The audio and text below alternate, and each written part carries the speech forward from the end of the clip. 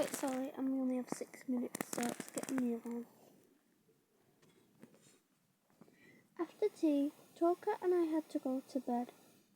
Might as well get some sleep, Mum said, but keep your clothes on. If we're not ready waiting when Bob comes, he'll go without us. I slipped under my duvet, but I didn't go to sleep. Just lay there for hours, staring through the narrow gap between the curtains. There was a street light outside and a view of Miss Jones' house across the road. When would I see that again? I was still awake and Mum came back and turned on the light. Time to get her up, she said. I'll go and tell Grandma Grace. You'll have to do a Talker. Make sure he goes to the toilet. It's going to be a long journey. She took her shoulder and he sat up to have a sleep. It's important, he mumbled. It's really important. It's important to get her up, Mum said. No messing about. She nodded at me that meant get moving with it and went to Grandma Grace's room. I hurried Talker out of bed and hustled him into the bathroom. I thought we were moving super fast, but Mum was even faster with Grandma Grace.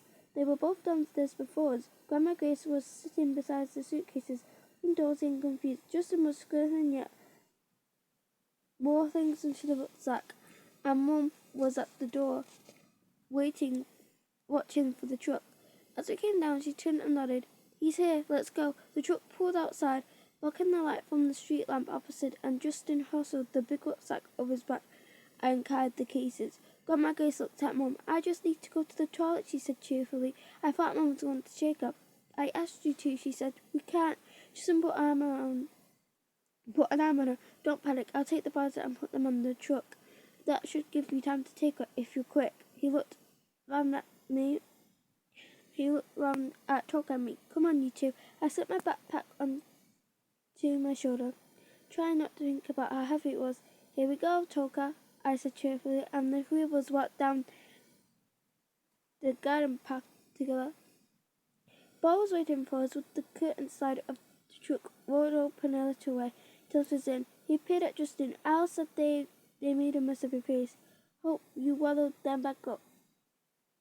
Justin gave him a pale smile before he could reply. Bob was looking past him. Where's Alison? He said. And her mother. They're on their way, Justin muttered. Be here in a minute. Be here in a second.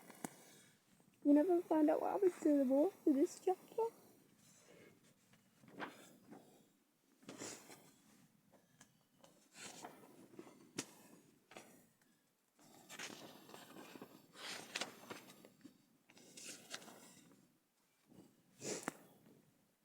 Bob frowned and tapped his watch. I told Al we can't wait around. I said if they're not here in 1 minute. They're coming. Justin glanced over his shoulder anxiously and then grinned. Look, here they are. Mum was hurrying Grandma Grace to the door, waving at Bob to show they were almost there. I took a step out towards the edge. Time to fetch the bike out. Looked as though we'd be off in a couple of minutes.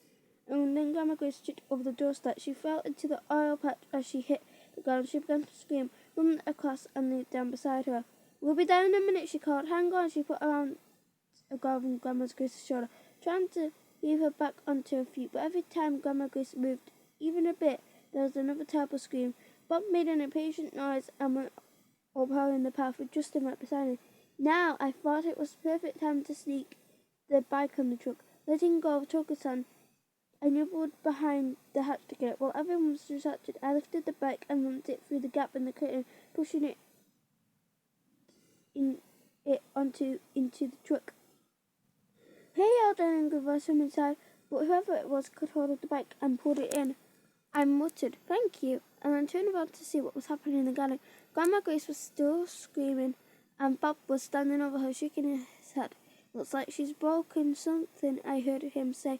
I'm sorry, Al, but I can't take her like that. It's not family of us. What are we supposed to do? Justin said. Can't leave her behind. Bob shrugged. That's your problem, mate. You can all stay here if you like, but the truck's leaving in 3 minutes. Justin hesitated and Mum stood there and gave him a push. Go, she said. We've got to get the boys out of here, but we can't leave Grandma Grace. Justin looked confused. She'll never cope on her own. She won't be on her own, will she? Mum snapped. No, get on that truck before it's too late. I didn't know what she meant, but Justin did. No, he said. No, Al, you've got to come with us. Mum shook her head stubbornly. She's my brother, and I'm going to look after her. But I'm not going to see the rest of you suffer. Get my boys on to that truck. Justin caught hold of the arm. I can't leave you here. Who'll look after you if the house gets raided again? I couldn't bear. Mum didn't answer him. She shook his hand and marched down the path behind Bob, leaving Grandma Grace mourning in the iron patch. Justin hovered for a moment, then ran after them. Mum was determined to see us on that truck. Come on, Tucker, she said briskly. Up with Daisy. She picked him up and almost threw him. Then she gave me a nudge. Go on, Matt, this is your last chance. We can't go without you, I said. Rubbish. Mum started picking up our bags and loading them into the truck onto Tucker. Stop arguing, you're going, and that's it. Here, Justin. So I'm going to have to read the rest of chapter 5 of this tomorrow. Because, yeah. The science video still will upload. I still out of storage, but I probably have to do it in parts, so if that's what you guys want. But there might be like noises that you don't want on there, so I'm sorry about that. But